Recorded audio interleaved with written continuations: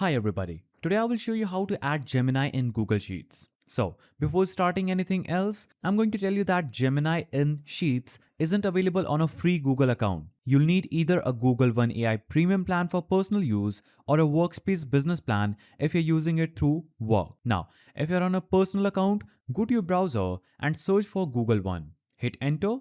Now, click on Get More Storage, More AI Capabilities link. So this is one.google.com. Click here. Now, sign in using user credentials on this page and subscribe to the AI premium plan. So, we are going to choose Google AI here. We are going to click on Google AI. Here, you'll have to simply subscribe to the AI premium plan.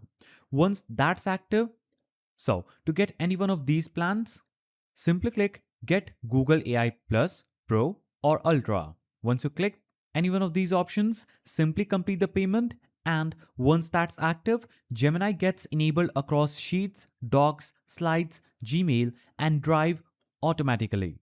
Now, if you're using a Workspace account through your organization, the setting might be controlled by your admin. So, make sure that your admin has granted you access for the premium plan and you'll be easily able to use Gemini in Sheets. Once all of these are sorted, open any Google Sheet and check in the top right corner.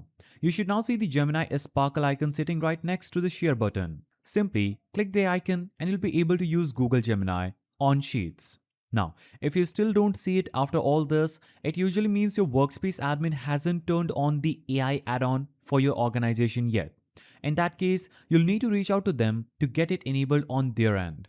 Once the icon shows up, just click on it and Gemini side panel opens up, ready for you to start typing your prompts. So, that's how you add Gemini in Google Sheets. If you found this helpful, subscribe to the channel and leave a like.